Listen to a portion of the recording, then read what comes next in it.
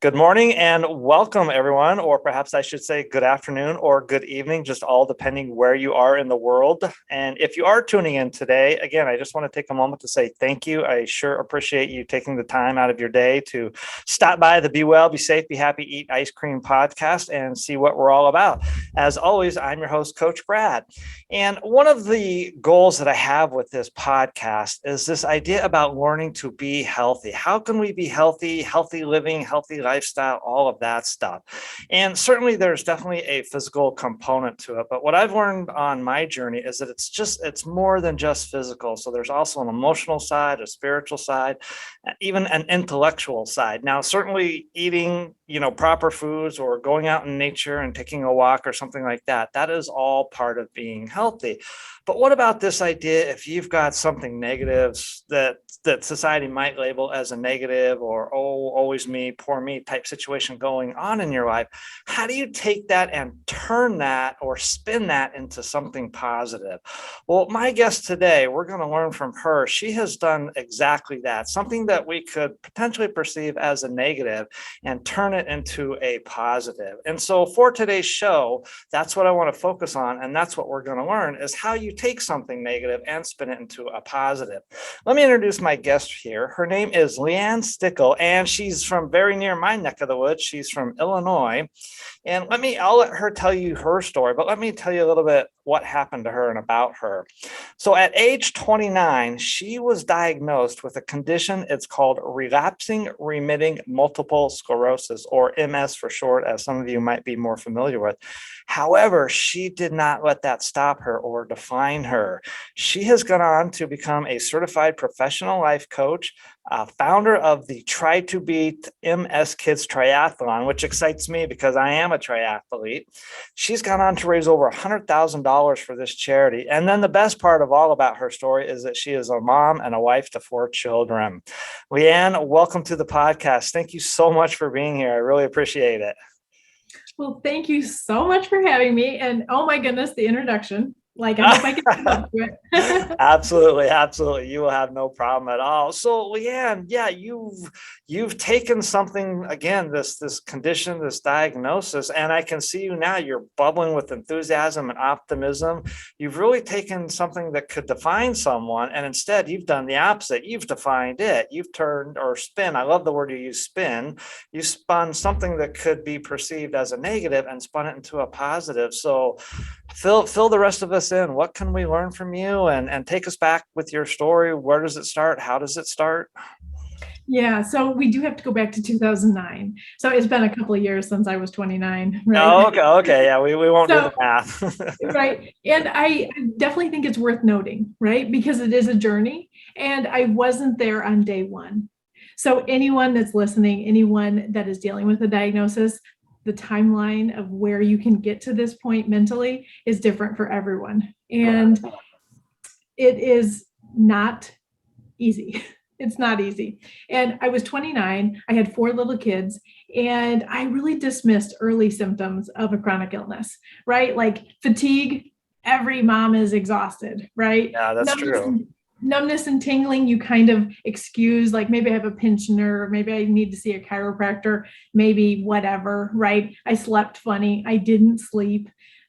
So some of those early symptoms I just dismissed. And also because I'm genetically optimistic. And I say that because if you had the honor to meet my late grandfather, you would understand. Like this man didn't have 2 nickels to rub together, but he had the world by the tail. Wow. He just had that within him. And I feel so thankful that I inherited that gift. And so that is good and bad, right? It's good because it helps you move forward. It helps you lean into hope, which is my definition of optimism. But it also means that you're wearing rose-colored glasses and you can often dismiss things that are actually red flags. So all that to say, the diagnosis was a shock. I didn't see it coming. And I actually went into a period of mourning. And I really mourned the future that I had pictured. I was just sad.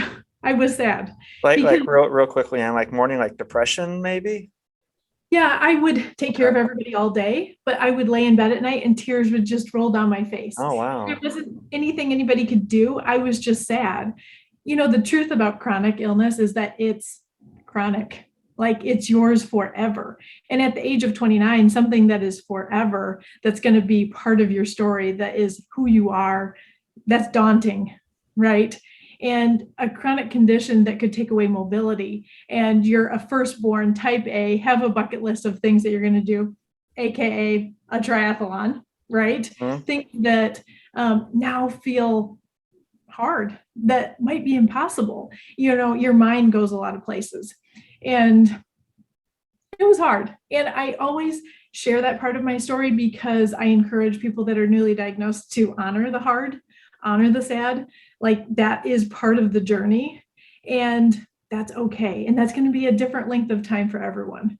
What do you mean by honoring? So chronic illness is hard. It's a burden. There's chronic costs, chronic symptoms, chronic, right?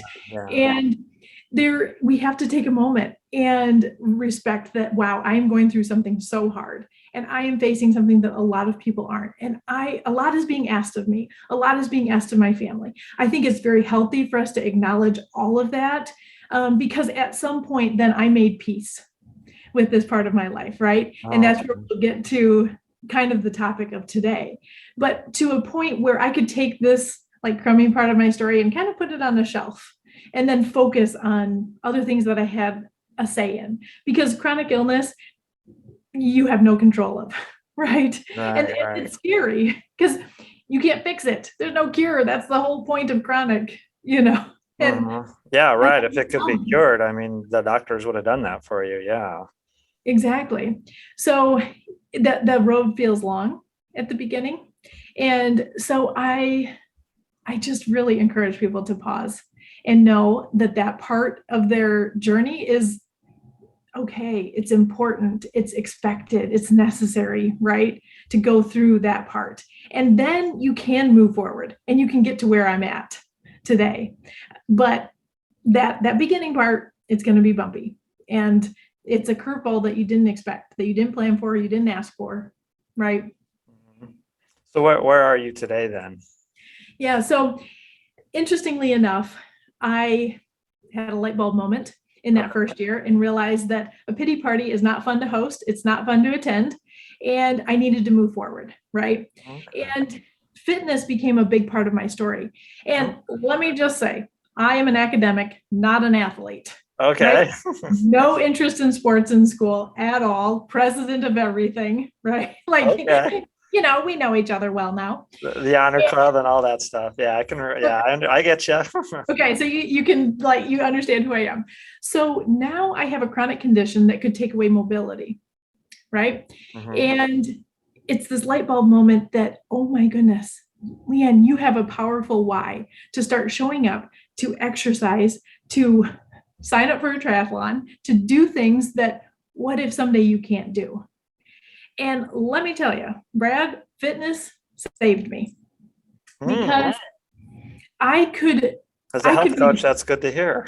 Yes, because I could be the boss of that. I could choose to swim, to bike, to get on the treadmill, walk, run. If I had bad balance, I could hold onto the handle.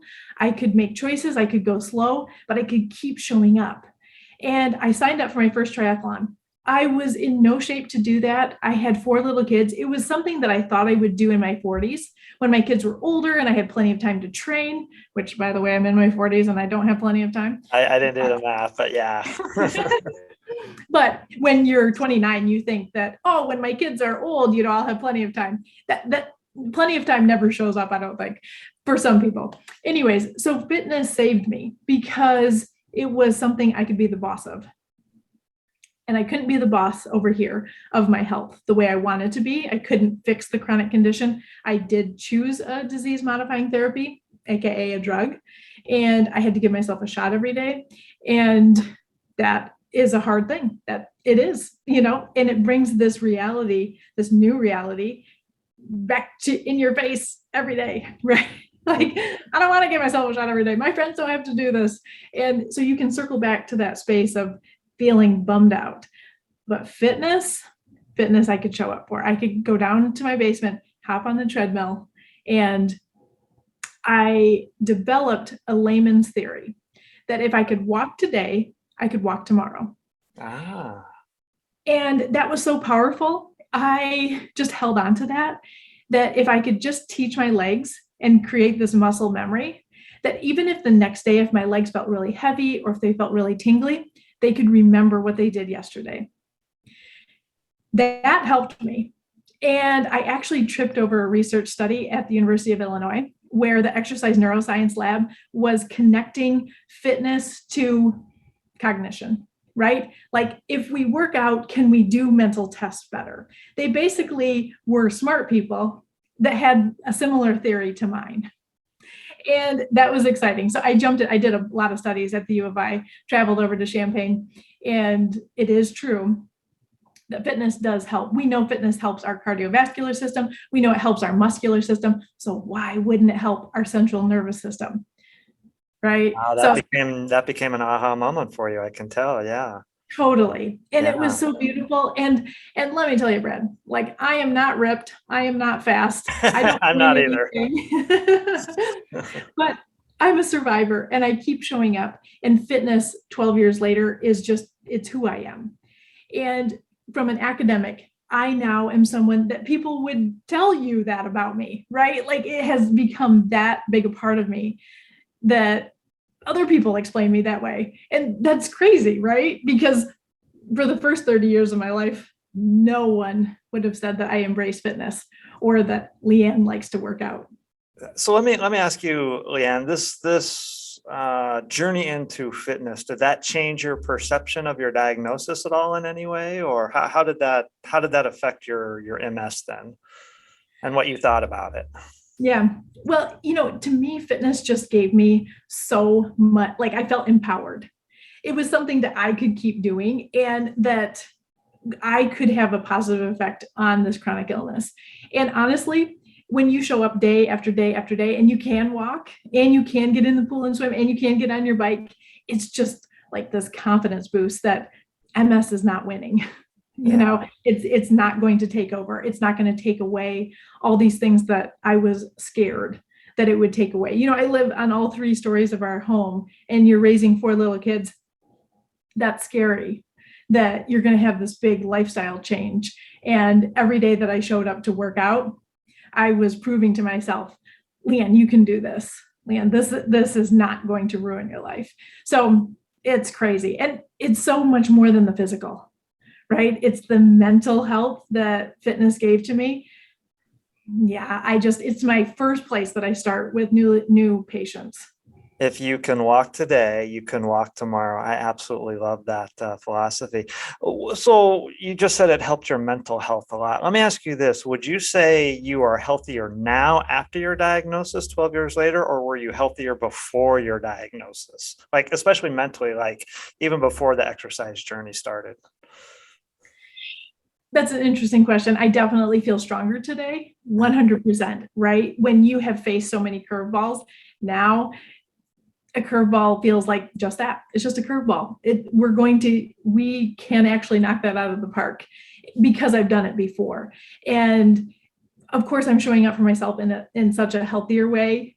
And I don't obsess about food, but I eat a very balanced diet. Mm-hmm. And another one of my passions is helping people not obsess about food and just eat a balanced diet. That's another topic we'll have you back on. In fact, I just interviewed someone last week about that topic and similar.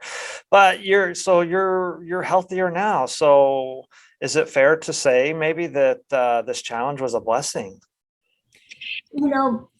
I always hesitate because I know that MS has been such a bumpy road. And it's interesting because, yes, I have met the most amazing people. I have learned so many things. I've started a nonprofit, right? We can make the list of all the things that have happened as a result of the diagnosis. Right. But Brad, like I would have been showing up in a different way, right? So the cost and the burden to my family and to myself and the worry and right? Like it's hard. Yes, it has brought good things and we can make so much good out of the crummy. And that is really my mission, is to help people to see that. But I think everybody has crummy. Even if you don't have a diagnosis like MS, you face something else that is so hard for you. And that's legit. So let me, that's a perfect spin-off point to my next question. Yes, we all face something crummy, whether it's in the form of a health diagnosis like MS, or in my case, the form of a bank foreclosure or divorce, or who knows what somebody's crummy is going on. So what have you learned from your life in this situation that you have applied to other crummy areas in your life, or what can someone take from your story and apply to their life when they have their own crummy going on, whatever that is for them? Yeah. So a couple things. One, perspective is everything, right? And so what are we focusing on? I came up with a theory, and I call it the frosting theory. And I think this is a good place to share this because this is so tangible. Because you're right. Everybody's crummy is different. People have lost important people in their life, right? They have different health challenges, relationships, money, things that happen to them literally so many things. Okay, so here I am. I'm newly diagnosed, and my early symptoms, my left side was numb. And I always say that when I was diagnosed, instantly my left hand was more numb. Okay, it wasn't actually, but it became my focus. It was this constant reminder that, Leanne, you have MS. This is who you are. You have a chronic condition. And I would rub my fingers together and I would have a bad attitude inside. I would feel salty and just bummed out until one day I noticed my watch. And I'm a watch girl. And I have cheap watches, expensive watches, fancy, loud, all the watches. Okay. Yeah. Remember we talked about timeliness? Yes. Yeah, you were very tight. You was like 9:59 and 59 seconds or something like that. Yeah. Okay. So the watch catches my eye. And in the moment, I think to myself, good job, Leanne, for picking that watch out. That was money well spent. And I started calling it my frosting. And the truth about life is that it can be dry, crummy cake. Not the plan, not what we chose, not what we wanted, right? Mm-hmm. And what happens when you're in the kitchen and that's what you get is dry, crummy cake? You go to the cupboard, you pull out a jar, maybe two, and you layer frosting on thick. And there are so many things in our life that we can call our frosting. Sunshine, the dog, healthy kids, new Birkenstocks, old Birkenstocks, all of these great things, right? And when we notice and appreciate them, that is like the frosting being applied to our life. Oh. You have things. I get the metaphor now. I like it. Okay. Yeah. So you have things in your life that are great that you don't notice and you don't appreciate. I guarantee it, because we all do. Mm-hmm. And that is like frosting in the jar. They're still awesome. It's still frosting, but it's not helping the cake. And so my mission and this light bulb moment for myself was, oh my goodness, Leanne, all of a sudden your hand felt less numb. Okay, you and I both know the symptom never changed. It never changed severity, but my focus changed. My perspective did. I started focusing on what I do have, all the good, all the frosting, right? And I just became so passionate. And I've been doing this for over a decade. We have Frosting Fridays. We talk about all the things every single day on the way to school. We say what we're thankful for, and it cannot be house, car, food.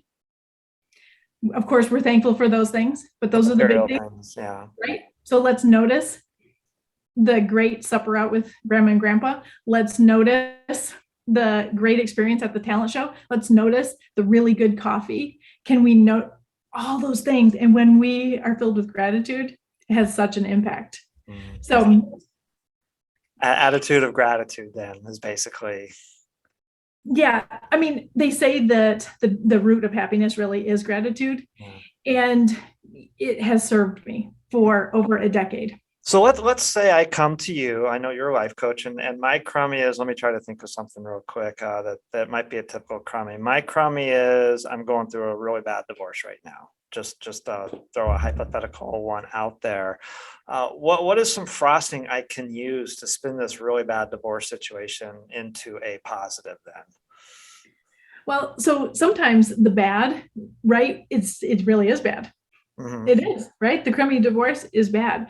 And yet all those things that were frosting in my life, a lot of them didn't have anything to do with MS.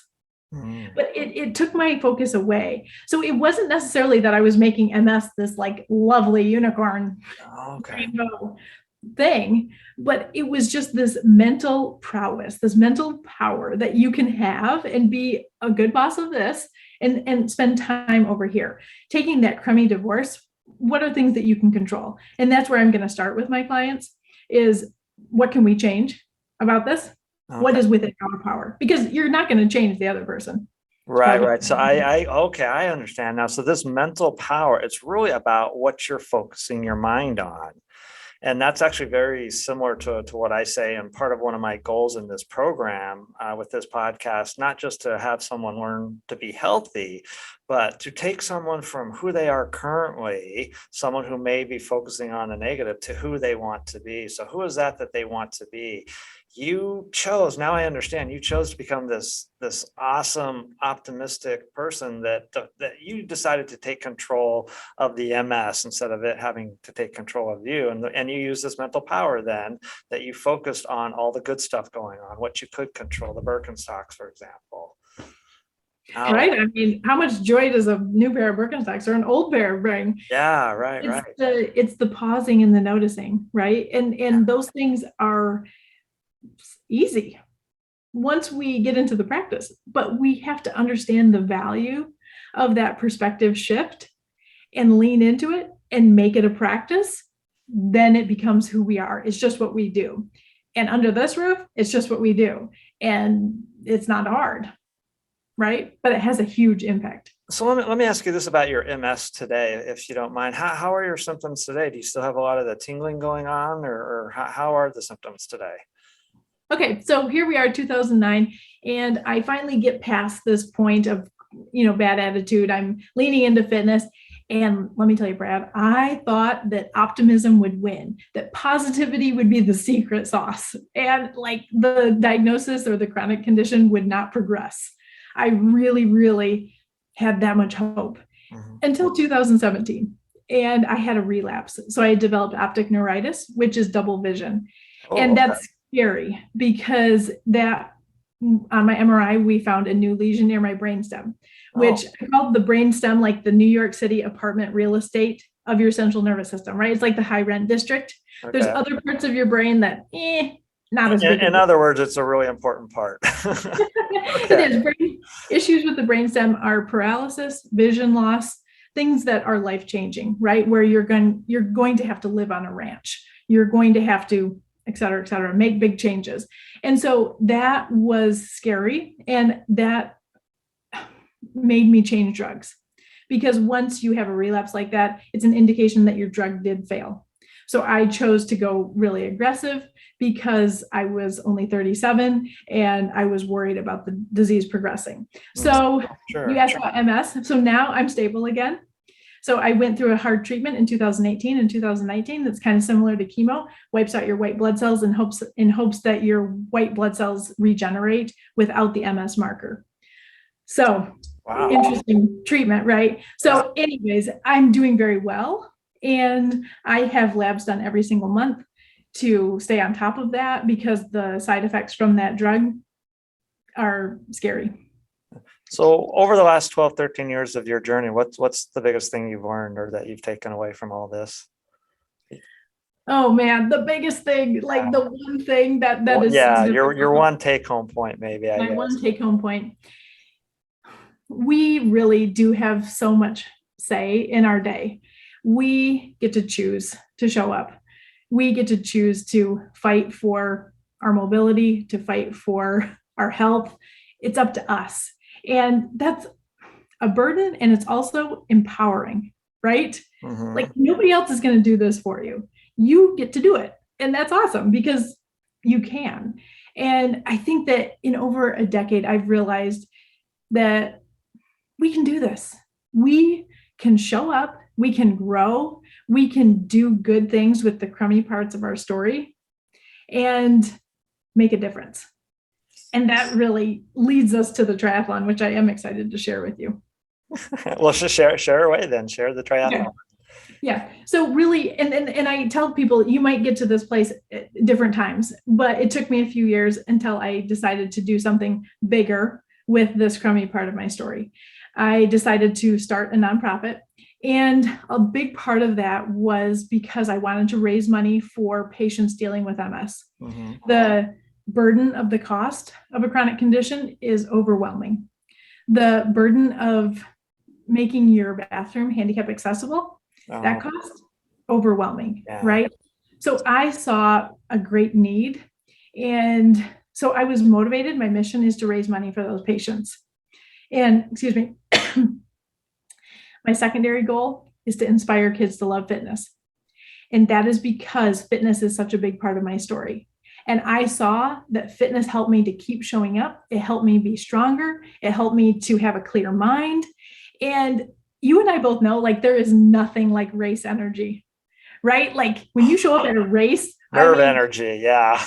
nerves, but excitement and volunteers and supporters and family and medals and trophies and great food. And I mean, like, the list is endless to the amount of energy or things that contribute to this amazing energy at a race. And so my idea was, can we get kids addicted to race energy? Wow, that's huge. That's huge. Is it fair to say fitness saved your life? Definitely. Yeah. 100%. Yeah. And it's like a big joke because every day, on most days on Instagram, I rise and shine people and tell them to get moving and to go work out and fit in fitness, right? And because if I could, I would knock on everybody's door every morning and be like, chop chop, let's go work out. And the truth is, like, I don't do crazy workouts. I walk, I lift weights, I do some yoga, but I keep moving. And I love the hashtag move because you can. A couple more things, Leanne, before we wrap up here. One, yes, going back to something you said a little bit while ago, and I want to make this point for anyone listening. One, if you are struggling, one of the ways you go from who you are to who you want to be, believe it or not, is fitness. It can be a game changer. In Leanne's case, a life changer. I want to go back real quick to Leanne and hit on something that is so important to this journey for anyone listening. A huge part of learning to be healthy and turning a negative, something that could be perceived as negative, spinning it into something positive, is this one word, or it could be one of two words. It's either the word decide, you make a decision, or you choose to be something else. You choose to be like who you want to be. Leanne, take us real quick. I know you talked about this again a little bit already, but how did you make this decision? How did you choose to be? You chose not to be someone that had MS, but you chose to be someone that controlled MS. And I know it was a little bit of journey, but again, real quick, just for our listeners, because this is so key, what you decide and who you choose to be. Take us through that again, just I keep saying real quick, there we go. That light bulb moment again, where you were able to make that decision and stick to it. So I think Brad is worried that I won't be quick. Yeah, well, let me say also real quick, the reason I'm asking that, because I think this is where the rubber meets the road. So many people, to use an old metaphor, I'm a Karate Kid generation. Mr. Miyagi said, you can walk on the left side of the road, you're safe. You can walk on the right side of the road, you're safe. But if you walk right down the middle of the road, you're going to get squished like a grape.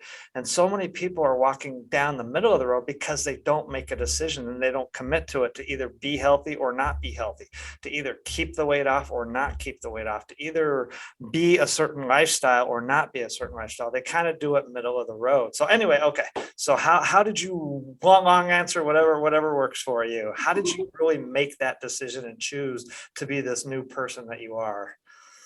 Okay, I love this. And it is so important. You are 100% right.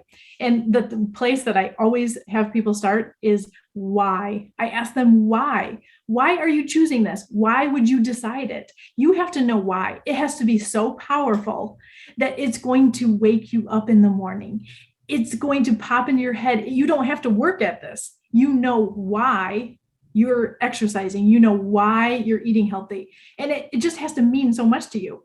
And my why became my motivation, right? So motivation is elusive. You and I both know this. It is difficult to stay motivated. And it's, I like Zig Ziglar says, it's like bathing. Like we all know we have to do it every day. Like we have to find motivation every day. This was not something that would be one and done. And so your motivation needs to come from your why. My why was, what if I can't do this someday? What if this is taken away? So it became so powerful that, oh my goodness, this is amazing. I can walk today. I can swim today. I can bike today. And the amount of gratitude I felt for the ability got me there. That was motivation. So I start with, when you're making that, when you realize that you have to choose, figure out why you're choosing to be healthy. And the next step after that is you have to say affirmations. And I know that affirmations are overdone. And I know that we hear about them. There's books and cards and everything under the sun, right? Yeah. Yep. And people roll their eyes at me and I laugh because they're saying an affirmation right then. They're saying a negative affirmation about affirmations. Yeah. Oh, they don't work. And so what I share with everyone is that you're all doing affirmations already. You are saying something about yourself, about your life already, negative or positive. And so why not be a good boss of it? Why not say, I embrace fitness. I am a positive person. I am an encouragement. I am whatever it is that you're choosing to become, to work towards. I prepare my food. I eat healthy. I make choices I'm proud of. Whatever it is, right? Brad, you've worked with people too that are struggling with that choice, and the thing is that when you write that affirmation, when you say it and you're trying to grow into that person, it sounds crazy because it's not true yet. Yeah. Leanne, if someone wants to get a hold of you or donate to your mission, your nonprofit triathlon, how can they do that? So I spend the most time on Instagram. I'm at I am Leanne Stickle. I also have a Facebook group called Not Defined by Chronic Illness. And the triathlon can be found at try2beatms.com. Okay. I will put a link to all of that in my podcast description. Leanne, this has been amazing having you on the podcast today. I've got goosebumps. I absolutely love meeting people like you. You've said a ton today already for the good of the order. Is there anything else that you would like to say before we sort of sign off here? Yes, I love the name of your podcast. Oh, thank you. I adore it because, right, I have a frosting theory, which is literally like ice cream. And it circles back right to the not obsessing about food. Eat healthy, don't obsess about it. I know this is not a good ending point, but I just wanted to high five you for the name of the podcast because it's got such good vibes. I've gotten a lot of positive feedback from the name of the podcast. Yeah, there's a whole nother, obviously there's a story behind the name and another time we can talk about that. So if you've been tuning in today, I want to say thank you. This is the Be Well, Be Safe, Be Happy, Eat Ice Cream podcast.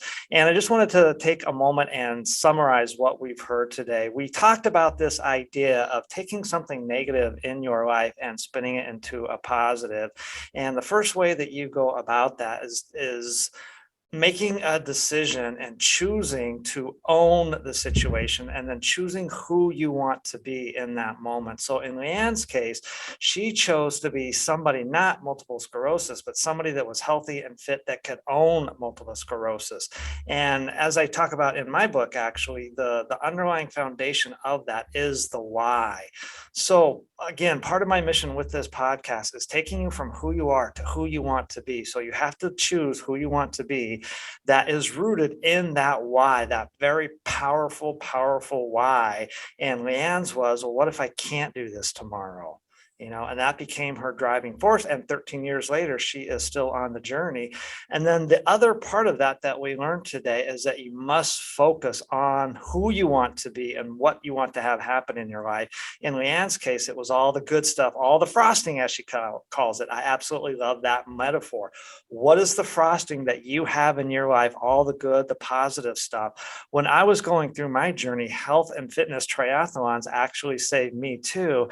And I focused on having more of that. Now, over time, my journey has evolved. So I focus on other things now, like my home that I have, my health that I have, my car that I have, my friends that I have, the career that I'm creating for myself. More of the story from today's episode. You get to choose who you want to be. You can define who you are, not whatever challenge you have, in this case, a chronic illness, or maybe a divorce, the example we used, or something like that. You get to choose who you want to be, define that by knowing your why, and then focus all the positivity and gratitude that you have in your life, the frosting, on becoming that new version of you. Leanne, thank you so much for being here, and appreciate all of you being here. Until next time, this is Coach Brad saying, be well, be safe, be happy, eat ice cream. Take care, everyone. We'll see you next time.